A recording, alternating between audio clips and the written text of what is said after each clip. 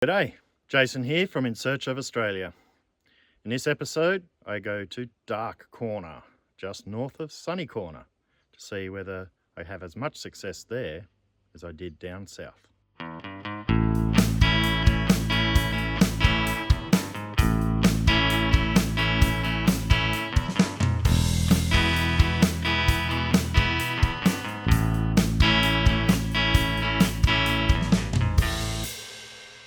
Using Google Maps, I saw that there was a junction of rivers that looked good for gold. Picking this spot, I knew that there appeared to be a property line, so I left early to investigate and was presented with a dirt road that, in the dim dawn light, looked a bit curly for my ute. Having visions of being stuck and unable to easily call for help, I walked down to investigate.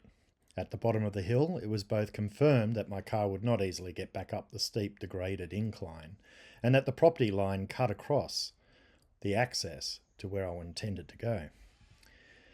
This consideration in my actions became ironic towards the end of this video.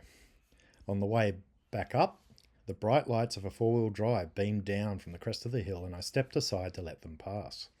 The car stopped and the driver looked at me and said, "In search of, right?" I then proceeded to have a nice and unexpected chat with Scott, a viewer of the channel, about the area, his really cool adaptation of a sluice into a rocker box, and other YouTube channels that we had seen. He helpfully suggested a few places to find old mining areas, fossils, and what the gold was like in the area. He warned me that it was very fine. We bid each other farewell and good luck, and I proceeded to go to what I thought was Dark Corner Creek. So I must say, Scott, you were correct, I was wrong. It was in fact Needle Creek. When I found a spot to park, I walked down to a major bloom of red algae and left straight away. This time I went to what actually was Dark Corner Creek. So this tiny creek has cut through down to bedrock. You can see I just had a little try of the crevice up here.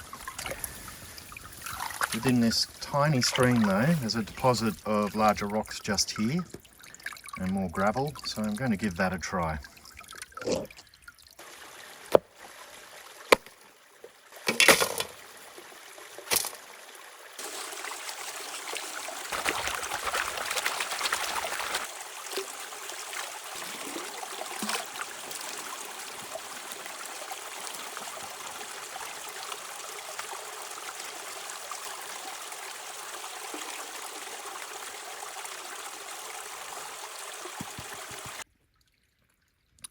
Not even getting indicators like black sand or ironstone. So that's strike one for me. Try it again. This time I dug right down to the bedrock and scraped it. So we get two tiny specks, which is sort of hard to see here, but as the shadow goes across, you'll see two shiny bits. This is using a magnifying glass. I was told that the pieces here were small. That's not wrong. So after a few test pans, I discovered that where this river bends around, it does a bit of a U-turn here with bedrock just down in front of me here. I started getting specks of gold digging back into this bank here. So I'm going to sort of move back in further and see if I can get up a higher speck count, because all I got was two microscopic bits of gold.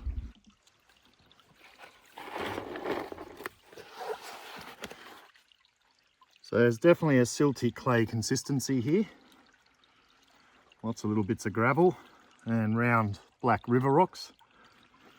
So I'm hoping that this will improve the speck count.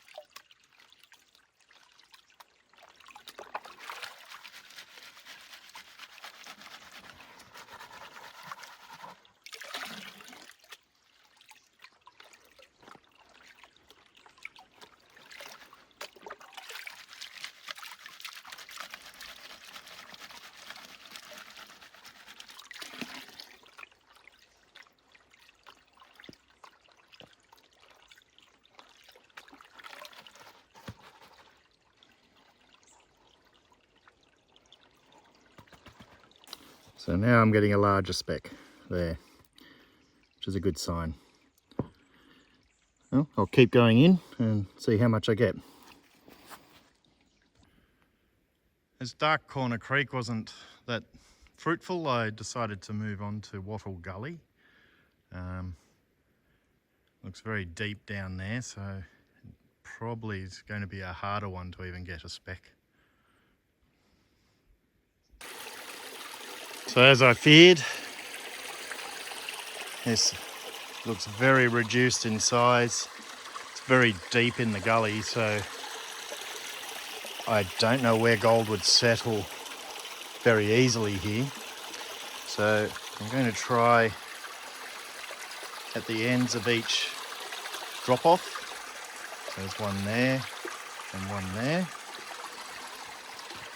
Then over here, there seems to be a bit of a crevice, or at least another boulder going across there from the bedrock, where I'll dig in and see if I can get anything down the base there. The other spot that I've been trying is behind the bedrock here, assuming water has come down, gone over and dropped things. So we'll see how we go. Came down here to look at the creeks where they converged and couldn't see the creek, but I could hear it. It's running under all of this. And then every once in a while there's these little pockets that pop out.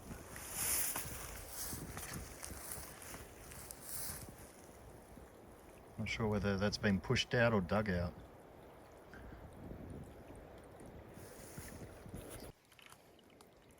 It emerges here and goes back under there.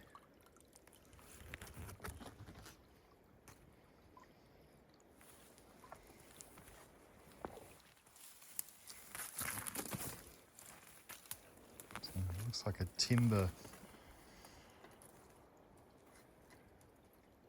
board that's running alongside it. I'm not sure if it's the bark of a tree or it's been placed there. I'd say it's the bark of the tree. Maybe that's covering the river, or creek I should say. And then blackberries. So here's the final takings from Dark Corner Creek. We need a magnifying glass for this one.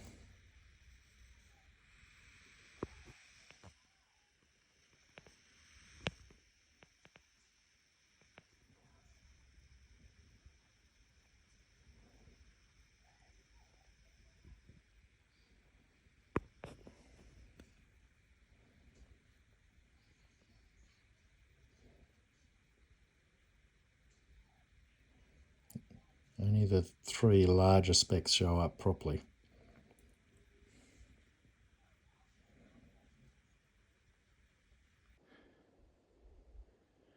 I'm going to try detecting around a mine that a viewer who I ran into, Scott, showed me some coordinates to go check out, and so I'll see what I can find there. I thought I saw quartz and went, hey, this looks good, and it's a whole little field of mushrooms.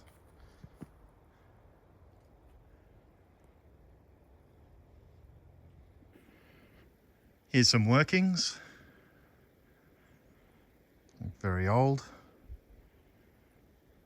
Looks like a few things have washed down that way, so might be worth checking out down the hill there.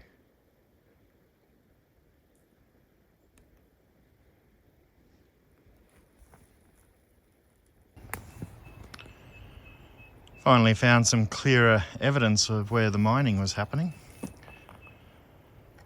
Not sure exactly what this is. Whether it's like a retention pit. Does look like it's got a function though, with those massive bolts and the way that you can tighten this in.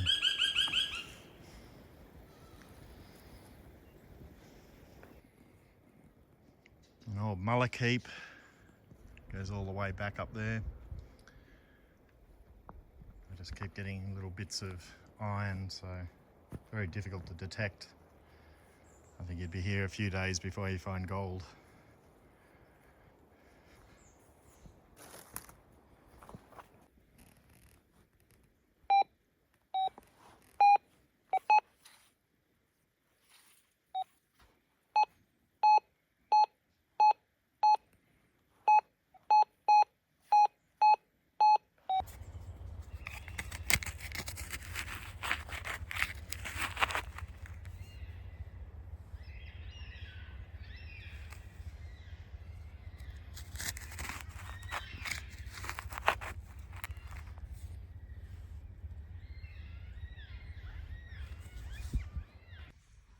So here's the takings from the metal detecting. Some sort of ring that was attached to a chain. I think I was detecting the rest of the chain, but I didn't bother digging it up.